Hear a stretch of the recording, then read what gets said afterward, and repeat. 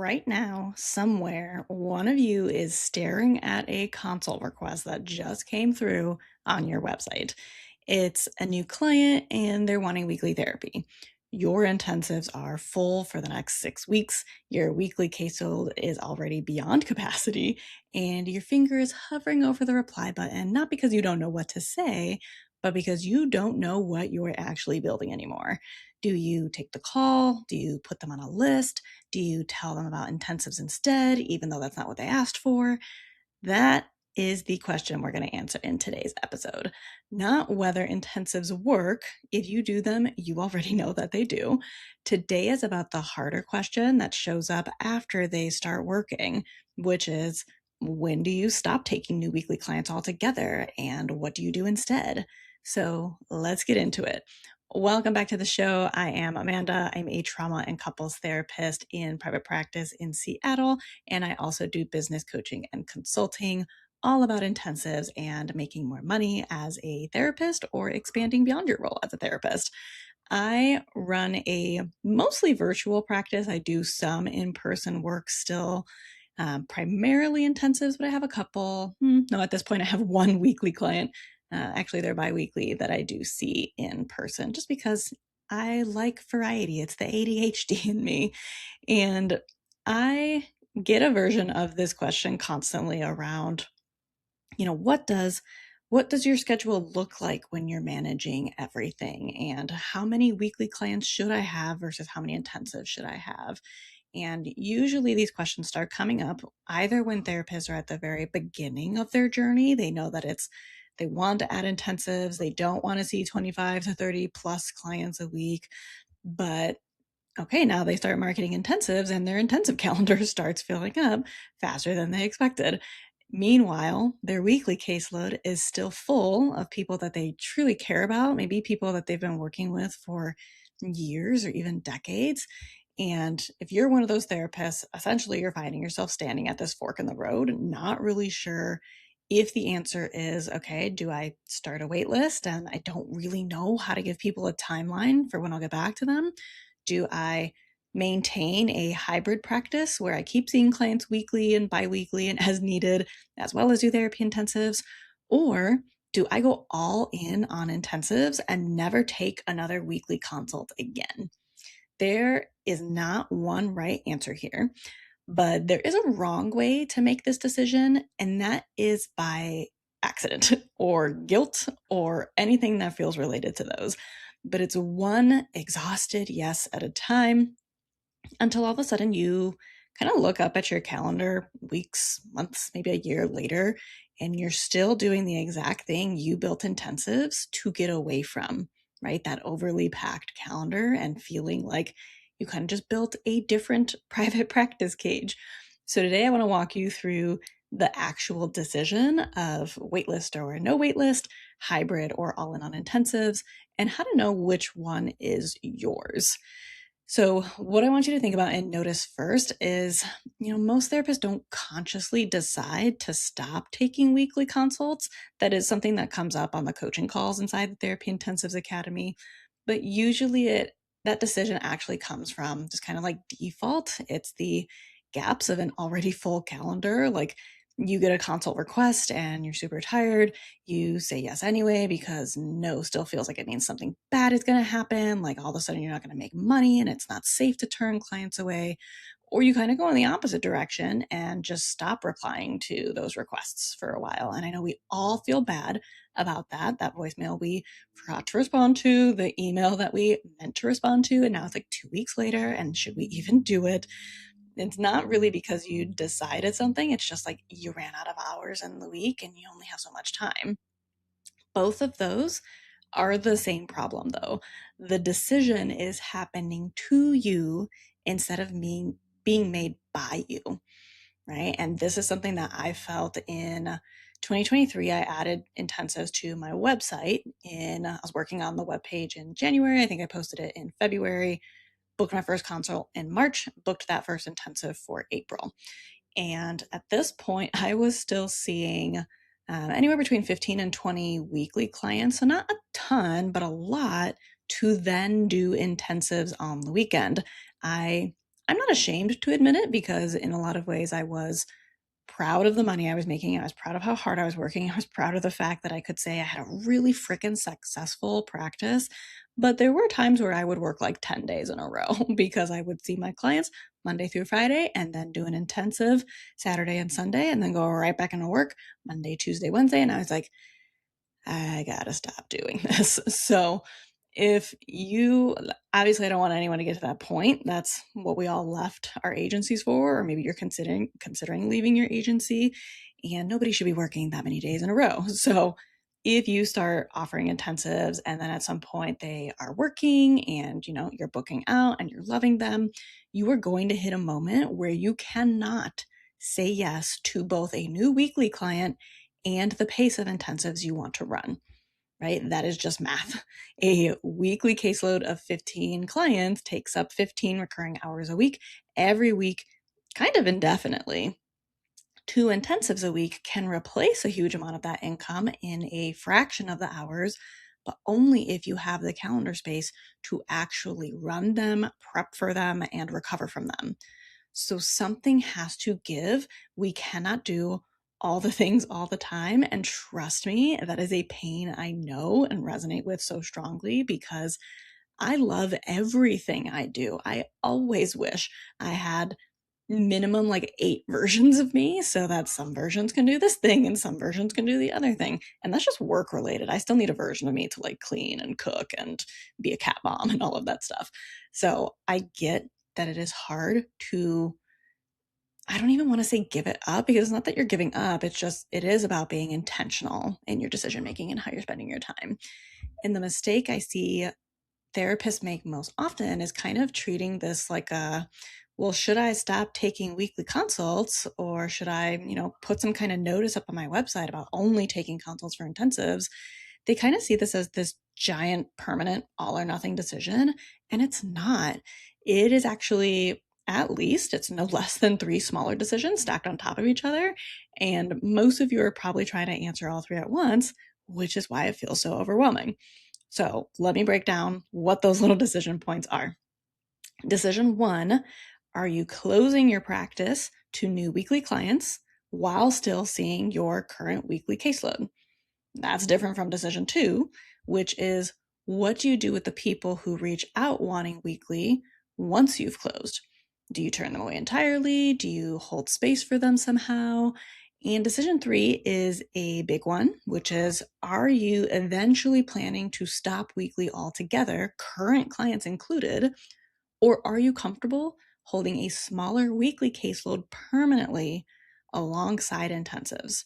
I, at this rate, have a couple clients who like are weekly, and then the ADHD in them and the travel schedule associated with the summer. Like I have a weekly client I've not seen in like 6 weeks, but I'm counting them as a weekly client because we just got to get back on the books and back into our routine.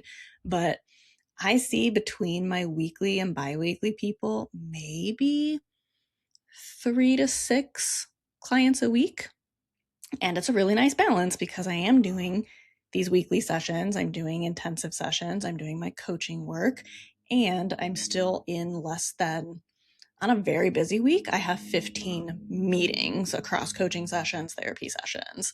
If I do therapy intensives, then it's a little bit more in a week, but it's not my norm anymore, which is great. And that all works for me. So again, with all of these different decisions you might be needing to make, which is, am I closing my practice to new weekly clients? What am I doing with people who are reaching out for weekly? And do I eventually want to stop seeing weekly clients altogether? Just notice that you can answer, one of those questions without having to answer the other one. You do not need to know your 5-year plan to close your intake form to new weekly clients right now this week if your calendar is already telling you that that might be what you need to do. That is the piece I want you to take away from this segment of today's episode, which is you do not have to solve the whole thing today, but you do have to make the next decision that works for you, which is, again, usually smaller and less scary than the one you've been avoiding. And I want to name the guilt that shows up here because it's real and it is loud. There is a version of you that hears stop taking weekly clients and immediately thinks, but what about the people who need help and can't afford a 3-hour intensive or aren't ready for that pace or genuinely just do better with weekly support?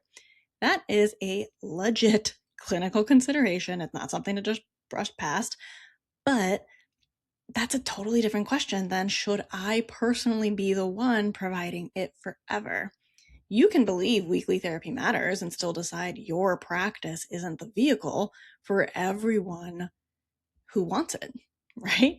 Those two things are allowed to be true at the same time. As we know, it's the dialectic, it's the it depends, it's the both and. So once you've decided you are closing to some or all new weekly intakes, the next question is, what do you do with the people who still reach out?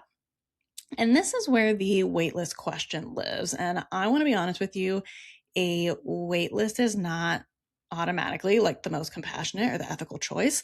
Sometimes it actually just keeps you more stuck, because here's what a waitlist does well. It does capture real demand. So you're not guessing whether people want what you offer. It is giving you data. If 40 people join your intensive waitlist in 2 months, that's information you can use to raise your rate, add a second intensive day, or finally believe the thing that you've been afraid to believe, which is that people will pay what you are worth, what you demand, what you want. A waitlist can also feel reassuring to a prospective client. Instead of kind of giving them this flat no, I don't have space, they get a not yet. And for some people, that genuinely is the right amount of hope. But here's what a waitlist can also do, and this is the part that we don't think too much about when we hear this waitlist word. It can also become a second job, right? Like every person on that list is someone you now feel some level of obligation to update, manage, and eventually serve, even after your actual capacity and maybe interest have moved on. And I have talked to therapists who have built a weekly waitlist, 30 people deep, and then felt kind of trapped by it. Like they made 40 implicit promises that now they had to keep long after they'd realized that weekly wasn't the direction they wanted to go anymore. And like, that's not good. So here's the distinction I want you to make, because I think it can solve most of the confusion here. Really ask yourself what the waitlist is actually for. If it is an intensive waitlist, meaning people who want the exact thing you're currently offering and are simply waiting for the next open slot, that's usually pretty healthy. Intensives have a start date. They might be waiting 2 or 3 weeks for one. It may not change the nature of what they're going to receive. That's a completely reasonable ask of a prospective client. But a weekly waitlist is a totally different beast, because weekly therapy is time sensitive in a way intensives usually aren't. Someone reaching out for ongoing weekly support is often reaching out because they need consistent contact now, not in 6 weeks once a slot opens. Like that is what people are looking for support with. They want to get started. And that is the same as intensives too, but in a very different way. Like the people who reach out for intensives, they want to get started ASAP because they're excited about the work. They're not reaching out usually. This is at least the case for my practice and a lot of the therapists that I work with inside the Therapy Intensive Academy program.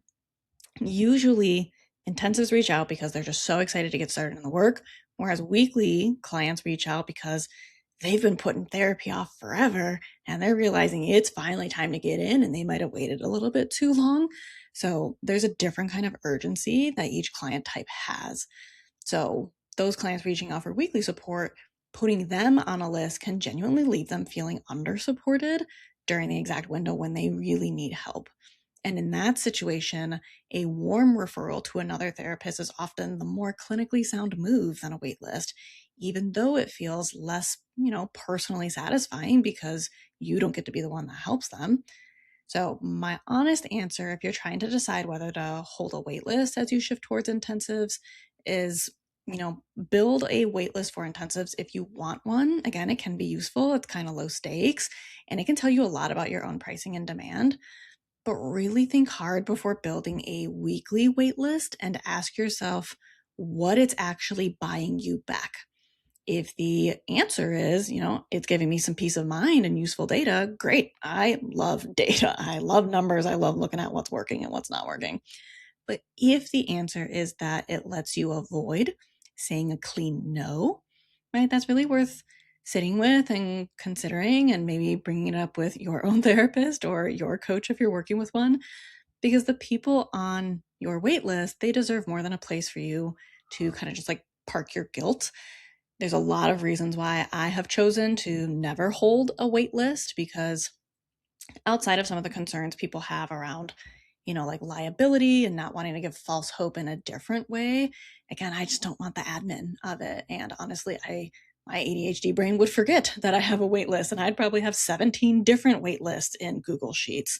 So a wait list is not just this like magical answer. And again, just really, really be intentional about why you would be doing it and who is it most serving, because it has to serve, you ultimately, and especially these people who are reaching out for support.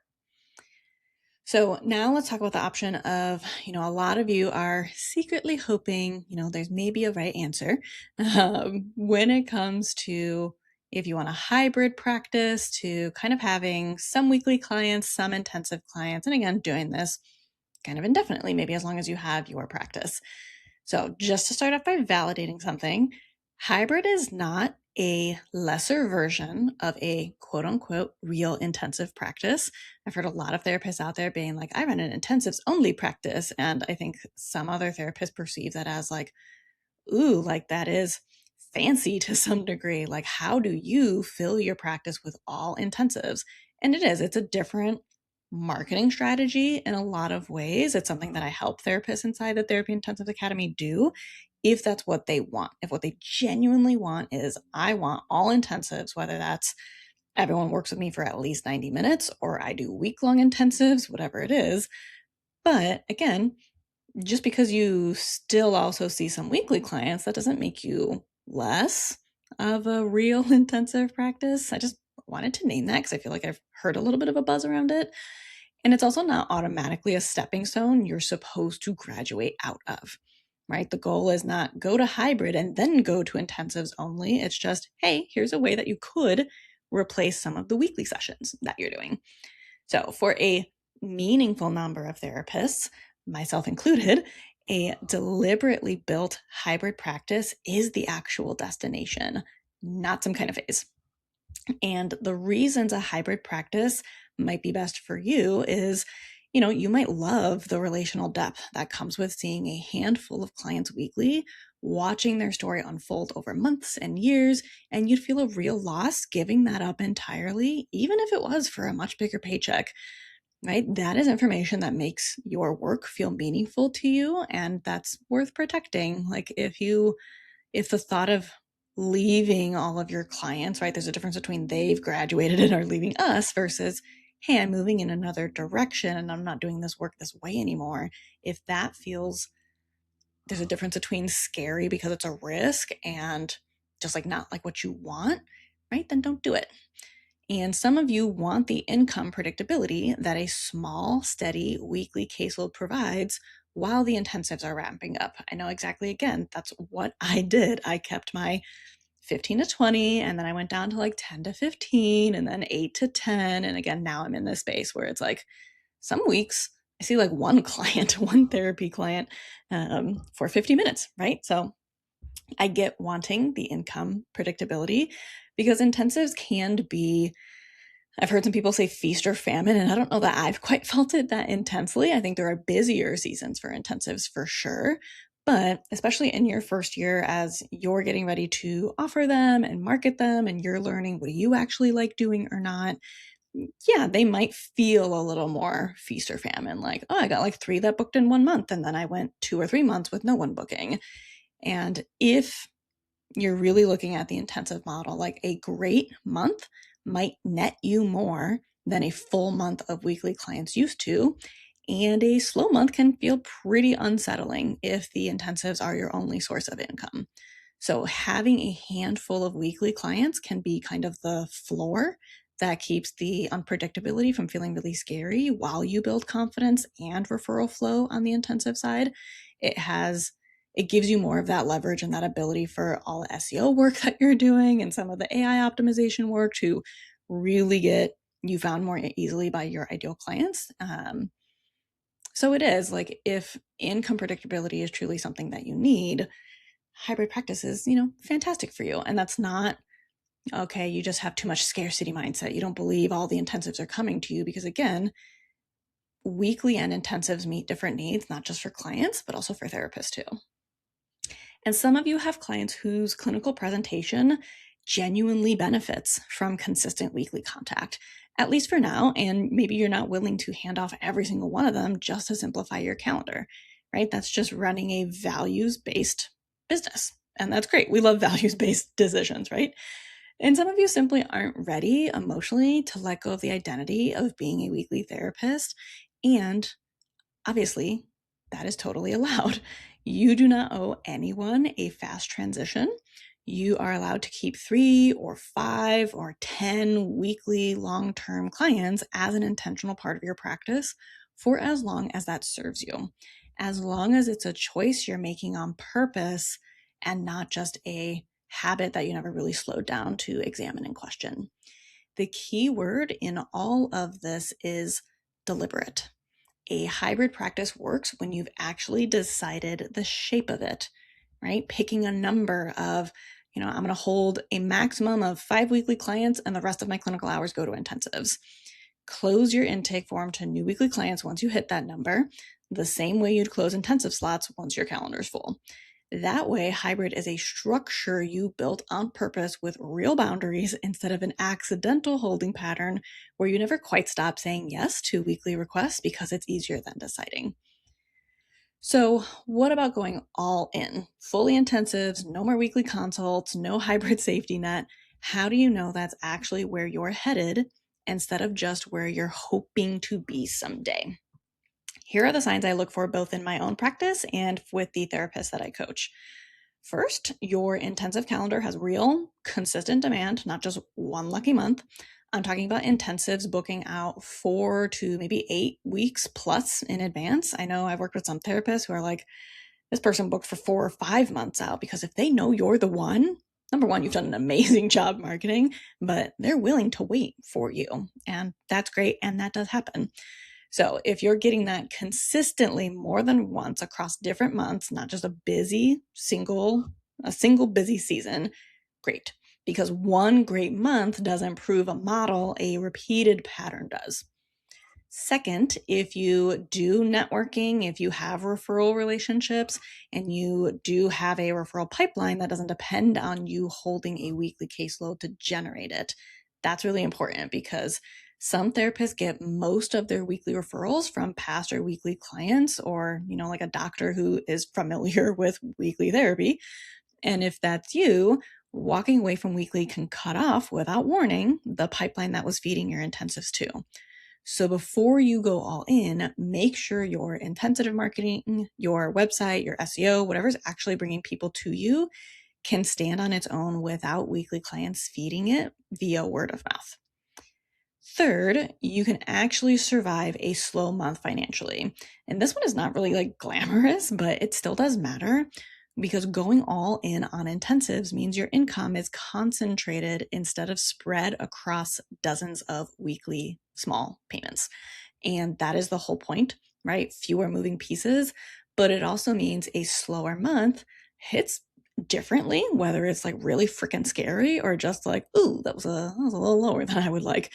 And if you don't have some kind of buffer, whether that's savings or if you have a partner whose income can help with the shared bills, or simply just a rate that's high enough to even, have a light month still cover your bills, going all in can feel like less freedom and more like free fall. And obviously that's scary and nobody wants that. And fourth, here's the test I actually trust the most, more than any spreadsheet, even though y'all know I love my spreadsheets. Picture the next weekly consult request landing in your inbox. Picture typing out a clear, kind no, one that redirects them to an intensive or to another therapist entirely with no wait list, no maybe, no, well, let me see what I can do. I don't need to eat lunch today, right? Who has been there? I know I have. If picturing that gives you a wave of guilt and dread, you're probably not ready yet. And that is useful information to know too.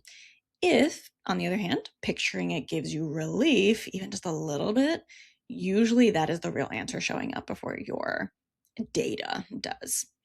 And one more thing I really want to say clearly is that going all in doesn't have to mean forever, and it doesn't have to mean tomorrow. You are allowed to pilot it. You can close weekly intakes for a single month or a quarter and see how it feels in your body, how it's affecting your bank account before you decide that it's permanent. And you can always reopen weekly intake if the trial tells you that hybrid was the right call. This is not a decision with only one door and no way back through it. Like, treat it like an experiment. There have been times where I have put up on my website only accepting clients for therapy intensives, and then I've taken it off, and then I've put it back on, and then I've taken it off. Right now, with how my schedule is, how I do like to travel, how I like to, have a whole second business, weekly sessions actually kind of work better for my schedule, but I still love to do intensives. And so I don't want to cut off weekly sessions because I want some of the longer term relationships. I want some of the income predictability for my therapy practice side. And I still offer intensives, but that's why I have a very, very, very small weekly caseload. And at my rate for $350 an hour, people do genuinely come in more slowly anyway. I'm not getting like 1 to 2 consults a day, but I don't need 1 to 2 consults a day. I need maybe one person a month or two, usually every 2 months, because most of my people actually still do work fairly long term with me, even at the 350 rate. I've worked with multiple people for longer than a year or two. So all of this decision making, this how do I know when I'm ready? How do I know when it's working? What do I do when I'm terrified? This is exactly the kind of decision I walk therapists through inside the Therapy Intensives Academy, because it is rarely a clinical question. It is usually something that it's a structural question, it's a mindset question, it's a really think about you question, right? We are so often putting our clients first and not ourselves enough.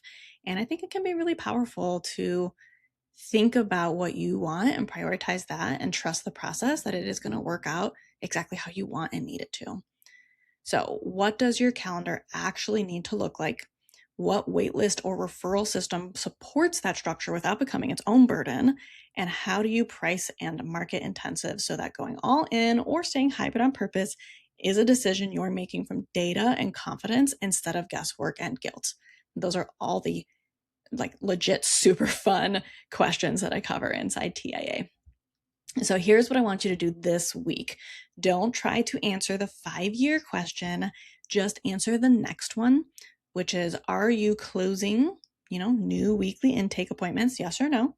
If someone reaches out wanting weekly and you're full, do you have a real answer ready? Do you have a referral? Do you have an intensive wait list? A clean no? Don't just scramble in the moment, right? Be intentional, be deliberate. And if you are building hybrid on purpose, what's your actual number of weekly clients? The one that makes it a structure instead of an accident, so you don't go about overbooking yourself, which some people can feel like, oh, well, that's a good problem. I've got all these clients and I'm making all this money. And then they're the ones who are exhausted. And again, that's what we're trying to avoid. So if you want help building the calendar, the pricing, and the marketing that makes all these 3 pathways actually sustainable, that's exactly what my Therapy Intensives Academy program is for. I will drop the link in the show notes for you. But again, just remember, you don't have to choose anything forever right now or even today, but you do have to stop letting a full inbox and a full calendar make the decision for you. So this week, just name where you actually are, still taking every consult that comes in, building towards a deliberate hybrid, or ready to say the clean no. Whichever one it is, make it a decision you made, not the one that happened to you. Thanks so much for being here today. Appreciate you all for listening as always, and I will see you in the next episode.